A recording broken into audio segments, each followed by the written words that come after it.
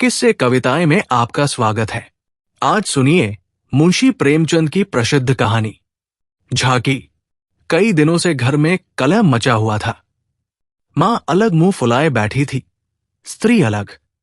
घर की वायु में जैसे विष भरा हुआ था। रात को भोजन नहीं बना। दिन को मैंने स्टोव पर खिचड़ी डाली, पर खाया किसी ने नहीं। बच्चों को भी आज भूख न थी। छोटी लड़की कभी मेरे पास आकर खड़ी हो जाती, कभी माता के पास, कभी दादी के पास, पर कहीं उसके लिए प्यार की बातें न थी। कोई उसे गोद में न उठाता था, मानो उसने भी अपराध किया हो। लड़का शाम को स्कूल से आया, किसी ने उसे कुछ खाने को न दिया, न उससे बोला, न कुछ पूछा। दोनों बरामदे में मन मारे बैठे हुए थे और शायद सोच रहे थे, घर में आज क्यों लोगों के हृदय उनसे इतने फिर गए हैं। भाई बहन दिन में कितनी बार लड़ते हैं, रोना पीटना भी कई बार हो जाता है, पर ऐसा कभी नहीं होता कि घर में खाना न पके या कोई किसी से बोले नहीं। ये कैसा झगड़ा है कि 24 घंटे गुजर जाने पर भी शांत नहीं होता। ये शायद उनकी समझ में न आता था। झगड़े की जड़ कुछ न थी। अम्मा ने मेरी बहन के घर तीजा भेजन के लिए जिन सामानों की सूची लिखाई, वो पत्नी जी को घर की स्थिति देखते हुए अधिक मालूम हुई।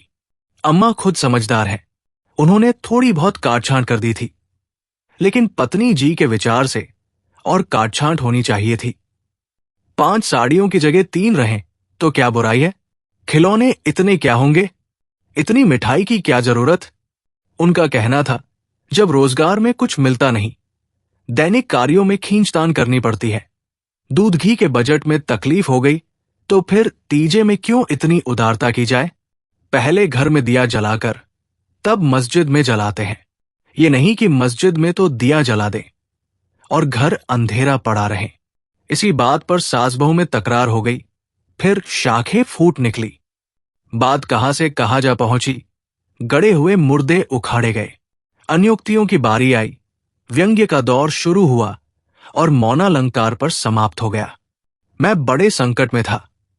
अगर अम्मा की तरफ से कुछ कहता हूं तो पत्नी जी रोना धोना शुरू करती है, अपने नसीबों को कोसने लगती है।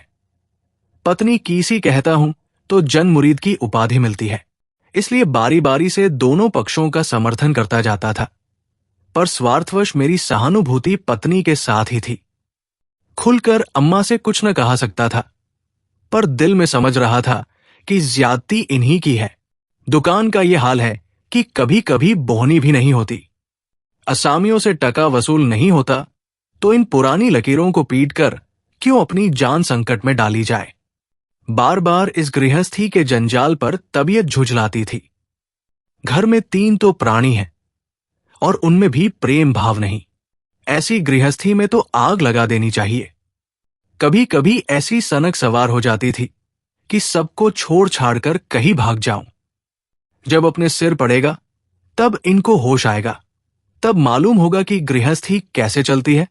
क्या जानता था कि ये विपत्ति झेलनी पड़ेगी, नहीं विवाह का नाम ही न लेता। तरह तरह के कुत्सित भाव मन में आ रहे थे।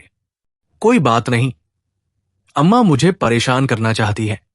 बहू उनके पांव नहीं दबाती, उनके सिर में तेल नहीं डालती, तो इसमें मेरा क्या दोष। मैंने उसे मना तो नहीं कर दिया है। मुझे तो सच्चा आनंद होगा यदि सास बहू में इतना प्रेम हो जाए, लेकिन ये मेरे वश की बात नहीं कि दोनों में प्रेम डाल दूं। अगर अम्मा ने अपनी सास की साड़ी धोई है, उनके पांव दबाए हैं, उनकी घुड़कियां खाई हैं, तो आज वो पुराना हिसाब बहू से क्यों चुकाना चाहती है। उन्हें क्यों नहीं दिखाई देता कि अब समय बदल गया है। बहुएं अब भयवश सास की गुलामी नहीं करती। प्रेम से चाहे उनके सिर के बाल नोच लो, लेकिन जो रोब दिखाकर उन पर शासन करना चाहो तो वो दिन लद गए। सारे शहर में जन्माष्टमी का उत्सव हो रहा था। मेरे घर में संग्राम छिड़ा हुआ था। संध्या हो गई थी, पर घर अंधेरा पड़ा था। मनहूसियत छाई हुई थी। मुझे अपनी पत्नी पर क्रोध आया। लड़ती हो, लड़ो, लेकिन घर में अंधेरा क्यों रखा है। जाकर कहा, क्या आज घर में चिराग न जलेंगे। पत्नी ने मुंह फुलाकर कहा, जला क्यों नहीं लेते। तुम्हारे हाथ नहीं है, मेरी देह में आग लग गई। बोला, तो क्या जब तुम्हारे चरण नहीं आए थे तब घर में चिराग न जलते थे? अम्मा ने आग को हवा दी, नहीं, तब सब लोग अंधेरे ही में पड़े रहते थे।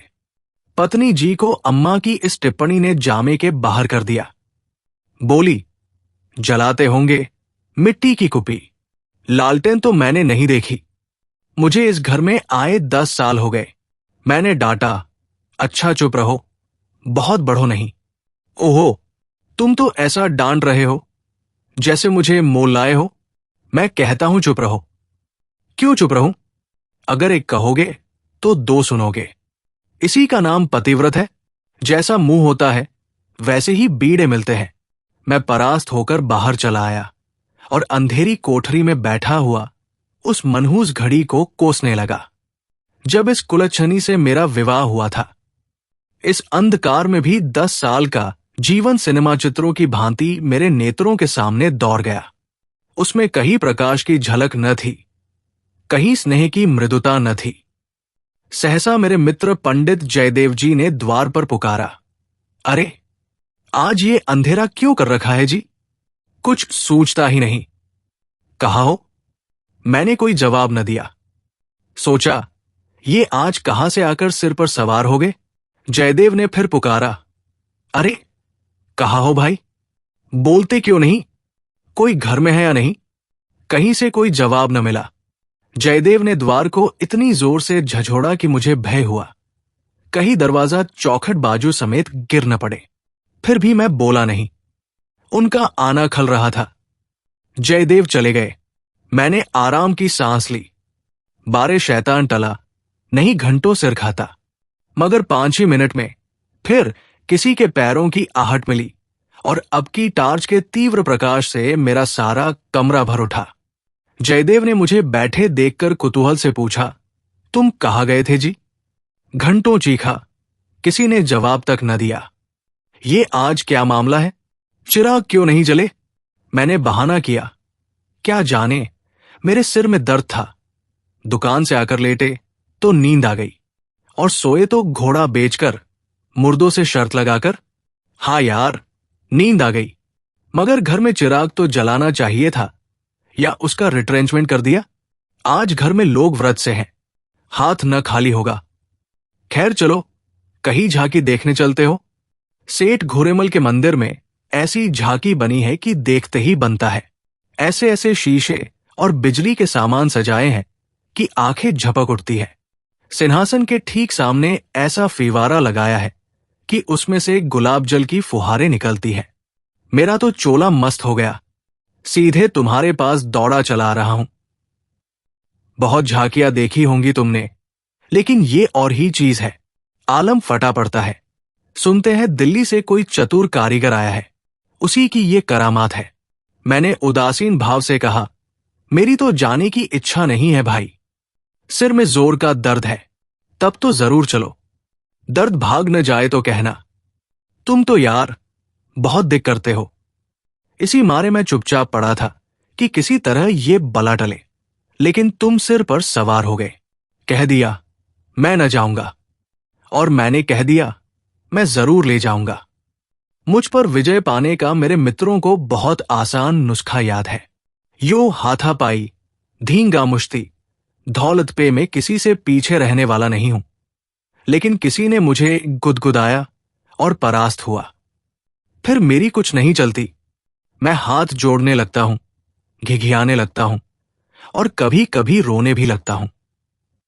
जयदेव ने वही नुस्खा आजमाया और उसकी जीत हो गई। संधि की वही शर्त ठहरी कि मैं चुपके से झांकी देखने चला चलूं। सेठ घोरलाल उन आदमियों में है जिनका प्रातः को नाम ले लो तो दिन भर भोजन न मिले। उनके मक्खी चूसपने की सैकड़ों ही दंतकथाएं नगर में प्रचलित है। कहते हैं एक बार मारवाड़ का एक भिखारी उनके द्वार पर डट गया कि भिक्षा लेकर ही जाऊंगा। सेठ जी भी अड़ गए कि भिक्षा न दूंगा, चाहे कुछ हो। मारवाड़ी उन्हीं के देश का था। कुछ देर तो उनके पूर्वजों का बखान करता रहा, फिर उनकी निंदा करने लगा। अंत में द्वार पर लेट रहा। सेठ जी ने रत्ती भर परवाह न की। भिक्षुक भी अपनी धुन का पक्का था। सारा दिन द्वार पर बेदाना पानी पड़ा रहा और अंत में वहीं मर गया। तब सेठ जी पसीजे और उसकी क्रिया इतनी धूमधाम से की कि बहुत कम किसी ने की होगी। भिक्षुक का सत्याग्रह सेठ जी के लिए वरदान हो गया। उनके अंतःकरण में भक्ति का जैसे स्रोत खुल गया। अपनी सारी संपत्ति धर्मार्थ अर्पण कर दी। हम लोग ठाकुरदारे में पहुंचे तो दर्शकों की भीड़ लगी हुई थी। कंधे से कंधा छिलता था। आने और जाने के मार्ग अलग थे। फिर भी हमें आध घंटे के बाद भीतर जाने का अवसर मिला।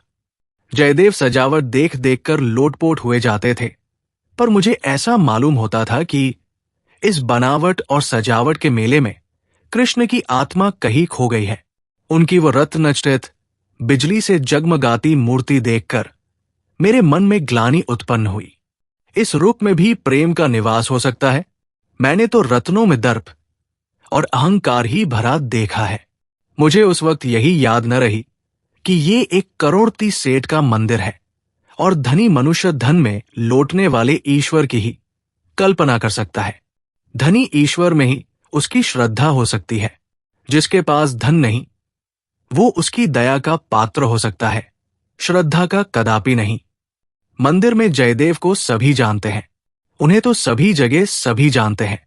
मंदिर के आंगन में संगीत मंडली बैठी हुई थी। केलकर जी अपने गंधर्व विद्यालय के शिष्यों के साथ तंबूरा लिए बैठे थे। पखावज, सितार, सरोद, वीणा और जाने कौन कौन बाजे, जिनके नाम भी मैं नहीं जानता, उनके शिष्यों के पास थे।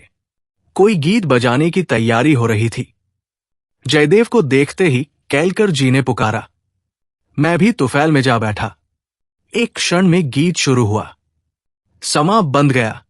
जहां इतना शोरगुल था कि तोप की आवाज भी न सुनाई देती, वहां जैसे माधुर्य के उस प्रवाह ने सब किसी को अपने में डुबा लिया। जो जहां था वही मंत्र मुग्ध सा खड़ा था। मेरी कल्पना कभी इतनी सचित्र और सजीव न थी। मेरे सामने न वो बिजली की चकाचौंध थी, न वो रत्नों की जगमगाहट, न वो भौतिक विभूतियों का समारोह। मेरे सामने वही यमुना का तट था, गुलमलताओं का घूंघट मुंह पर डाले हुए। वही मोहिनी गौवे थी, वही गोपियों की जलक्रीड़ा, वही वंशी की मधुर ध्वनि, वही शीतल चांदनी और वही प्यारा नंद किशोर, जिसकी मुख छवि में प्रेम और वात्सल्य की ज्योति थी, जिसके दर्शनों ही से हृदय निर्मल हो जाते थे। मैं इसी आनंद विस्मृति की दशा में था कि कंसर्ट बंद हो गया और आचार्य केलकर के एक किशोर शिष्य ने ध्रुपद आलापना शुरू किया। कलाकारों की आदत है कि शब्दों को कुछ इस तरह तोड़मरोड़ देते हैं कि अधिकांश सुनने वालों की समझ में नहीं आता कि क्या गा रहे हैं। इस गीत का एक शब्द भी मेरी समझ में न आया, लेकिन कंठस्वर में कुछ ऐसा मादकता भरा लालित्य था कि प्रत्येक स्वर मुझे रोमांचित कर देता था। कंठस्वर में इतनी जादू भरी शक्ति है, इसका मुझे आज कुछ अनुभव हुआ। मन में एक नए संसार की सृष्टि होने लगी, जहां आनंद ही आनंद है, प्रेम ही प्रेम, त्याग ही त्याग। ऐसा जान पड़ा, दुख केवल चित्त की एक वृत्ति है, सत्य है केवल आनंद। एक स्वच्छ करुणा भरी कोमलता जैसे मन को मसोसने लगी। ऐसी भावना मन में उठी कि वहां जितने सज्जन बैठे हुए थे, सब मेरे अपने हैं, अभिन्न है। फिर अतीत के गर्भ से मेरे भाई की स्मृति मूर्ति निकल आई।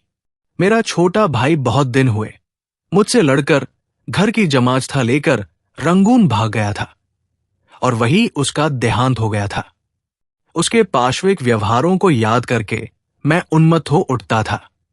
उसे जीता पा जाता तो शायद उसका खून पी जाता, पर इस समय स्मृति मूर्ति को देखकर मेरा मन जैसे मुखरित हो उठा। उसे आलिंगन करने के लिए व्याकुल हो गया।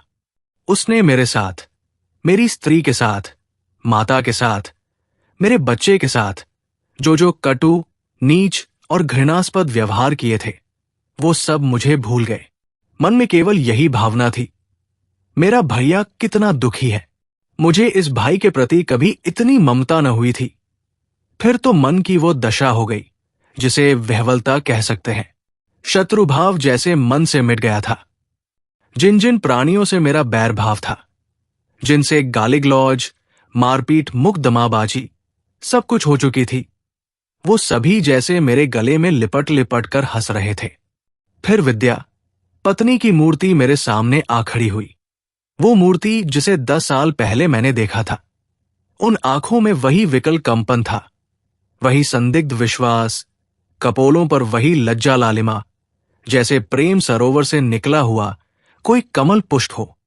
वही अनुराग, वही आवेश, वही याचना भरी उत्सुकता, जिसमें मैंने उस न भूलने वाली रात को उसका स्वागत किया था, एक बार फिर मेरे हृदय में जाग उठी।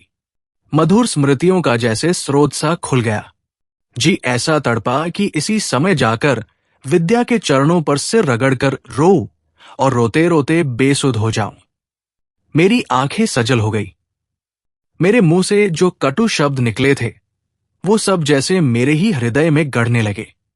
इसी दशा में जैसे ममतामयी माता ने आकर मुझे गोद में उठा लिया। बालपन में जिस वात्सल्य का आनंद उठाने की मुझ में शक्ति न थी, वो आनंद आज मैंने उठाया। गाना बंद हो गया। सब लोग उठ उठ कर जाने लगे।